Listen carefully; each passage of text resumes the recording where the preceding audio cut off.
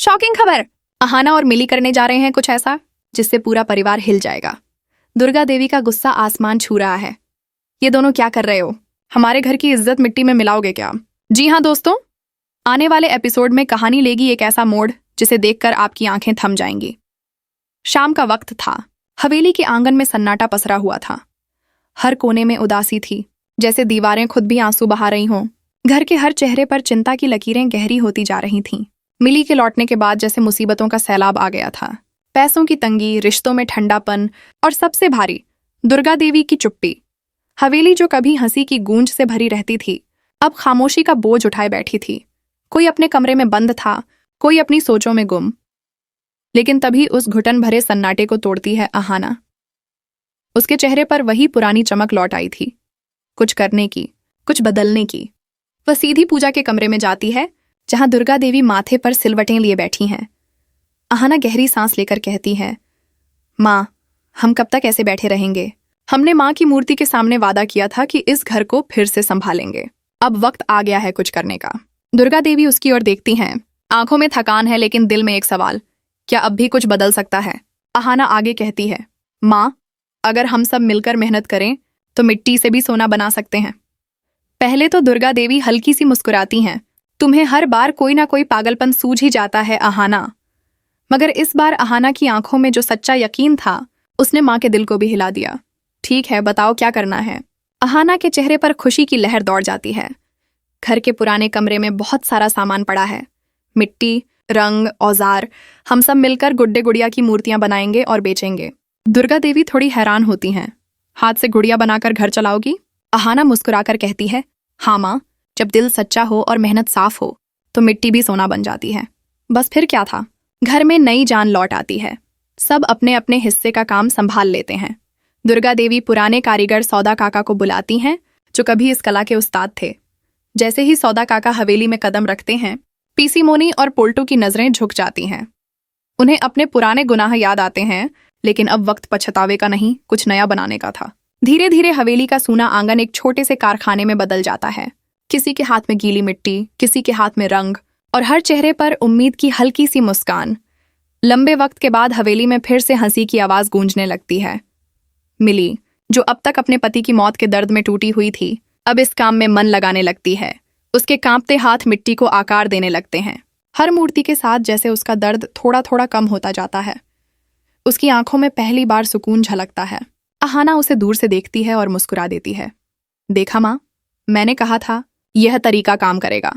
मिली की मुस्कान छोटी थी पर सच्ची। वही मुस्कान जिसने सबके दिलों को छू लिया। लेकिन जहां फूल खिलते हैं वहां कांटे भी होते हैं। तिमोनी यह सब देख रही थी, अंदर ही अंदर जल रही थी। जैसे ही उसने मिली को मुस्कुराते देखा, उसके चेहरे पर तिरस्कार उभर आया। उसने झर भरे लहजे में कहा, वाह, इसके पति को गए अभी कुछ ही दिन हुए हैं और ये यहाँ हंस रही है, मूर्तियां बना रही है। शर्म नहीं आती? उसकी बात तीर की तरह सबके दिल में चुभ गई। आंगन में फिर सन्नाटा फैल गया। मिली का चेहरा उतर गया, उसके हाथ कांपने लगे। आंसू छलकने ही वाले थे कि तभी अहाना आगे बढ़ी। आंखों में आग थी, लेकिन आवाज में हिम्मत। बस बहुत हो गया तिमोनी, अगर अब तूने मिली के बारे में कुछ कहा तो मुझसे बुरा कोई नहीं होगा। सबके सामने अहाना ने मिली को अपने पास खींचा और बोली, ये घर जितना तेरा है उतना ही मिली का भी है। पूरा परिवार चुप था। किसी ने सोचा भी नहीं था कि अहाना इतनी खुलकर बोलेगी। फिर वो आगे कहती है, तुम सबको शायद नहीं पता, ये हवेली, ये आलीशान घर मिली के मम्मी पापा ने बनवाया था। कमरे में सन्नाटा जैसे बिजली बनकर गिरा। हर कोई एक दूसरे का चेहरा देखने लगा। दुर्गा देवी की आंखों में हैरानी के साथ शर्म की भी झलक थी। मिली की आंखों में पहली बार दर्द की जगह गर्व था।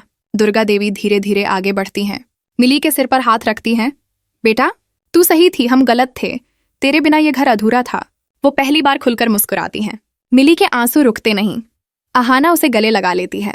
हवेली की दीवारें जो कुछ दिन पहले चिंता से भरी थीं, अब खुशी से गूंजने लगीं।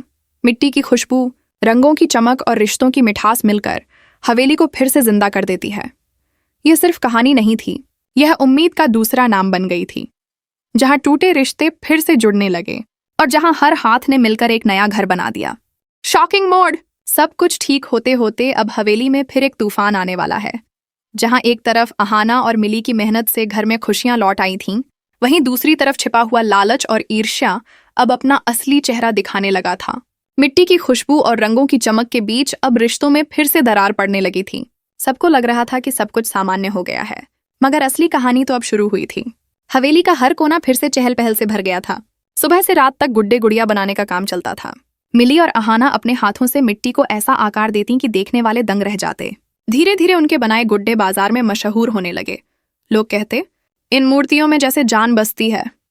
हर हफ्ते ऑर्डर बढ़ने लगे, पैसे आने लगे और हवेली में पुराने दिनों की रौनक लौट आई। लेकिन जहां सफलता होती है वहां जलन भी पैदा होती है, और यही जलन अब हवेली की सबसे बड़ी दुश्मन बनने वाली थी। तिमोनी के दिल में आग सुलग रही थी। उसे समझ नहीं आ रहा था कि इतनी मुश्किलों के बाद भी सबका प्यार अब मिली के हिस्से में क्यों आ गया। वो अक्सर अकेले बैठी मिली को घूरती रहती। उसके चेहरे की मुस्कान उसे खलती थी। एक दिन उसने पोल्टू से कहा, अब अगर हमने कुछ नहीं किया तो ये हवेली पूरी तरह उसी के नाम हो जाएगी। फिर हम सब बस नौकर बनकर रह जाएंगे। पोल्टू ने डरते हुए पूछा, पर करेंगे क्या? तिमोनी के चेहरे पर चालाकी की मुस्कान फैल गई। बस अब वक्त है उसे वहीं पहुंचाने का जहां से वो आई थी, टूटेपन और दर्द में। उसी रात हवेली के पुराने स्टोर रूम में दोनों कुछ खोज रहे थे। वहां पुराने कागजों और बक्सों में उन्होंने एक फाइल ढूंढ निकाली। उस फाइल में थी हवेली की असली जमीन के कागजात। उनमें कुछ ऐसे राज छिपे थे जो अब तक किसी ने नहीं देखे थे। तिमोनी ने फाइल पर उंगली फिराई और बोली, बस अब खेल शुरू होता है। अगले दिन सुबह हवेली में सब कुछ सामान्य लग रहा था। अहाना और मिली दोनों मिट्टी के नए मॉडल तैयार कर रही थीं। तभी दुर्गा देवी अंदर आईं। उनके चेहरे पर गर्व था। उन्होंने कहा, तुम दोनों ने इस घर को फिर से जिंदा कर दिया है। मुझे तुम दोनों पर गर्व है। लेकिन जैसे ही वे वहां से निकलीं, तिमोनी ने पोल्टू को इशारा किया। दोनों चुपचाप एक फोटोकॉपी बनाकर असली फाइल गायब कर दी। अब उनके पास वो दस्तावेज थे जो पूरे घर की नींव हिला सकते थे। शाम को हवेली के आंगन में सब इकट्ठे थे। सौदा काका ने बताया कि एक बड़ी कंपनी उनके काम को देखना चाहती है और हो सकता है बड़ा कॉन्ट्रैक्ट मिले। अहाना और मिली खुशी से झूम उठीं, पर उसी वक्त तिमोनी उठ खड़ी हुई। कॉन्ट्रैक्ट से पहले कुछ सच सबको जानना चाहिए। सबकी निगाहें उसकी तरफ मुड़ीं। उसने धीरे से फाइल निकाली और बोली, ये हवेली किसी के बाप की नहीं है, ये हमारी है। सब चौंक गए। दुर्गा देवी ने गुस्से में कहा, क्या बकवास कर रही हो? तिमोनी बोली, ये देखिए, ये असली जमीन के कागज हैं। इस पर मिली के माता पिता का नहीं, मेरे पति का नाम है। पूरा माहौल एक पल में बदल गया। हवेली में सन्नाटा छा गया। मिली का चेहरा सफेद पड़ गया। अहाना ने कहा, तू झूठ बोल रही है। तिमोनी ने फाइल फेंकते हुए कहा, देख लो खुद, अब बोलो कौन है असली मालिक। दुर्गा देवी ने कांपते हुए कागज उठाए। उनका चेहरा पढ़ा नहीं जा सकता था। हैरानी, शक और दर्द सब एक साथ थे। उन्होंने मिली की ओर देखा। बेटा, क्या सच में ये सब? मिली की आंखों में आंसू भर आए। माँ, मुझे नहीं पता ये सब क्या है। मेरे मम्मी पापा ने तो कहा था कि ये हवेली हमारी थी। तिमोनी ने तंज कसते हुए कहा, शायद झूठ कहाँ होगा। आखिर झूठी मुस्कान से सच्चाई कब तक छिपेगी? ये शब्द मिली के दिल में खंजर की तरह उतरे। वो कुछ बोले बिना वहां से चली गई। अहाना उसका पीछा करना चाहती थी, मगर दुर्गा देवी ने रोक दिया। रुको अहाना, पहले सच जानना होगा। रात का अंधेरा फैल चुका था।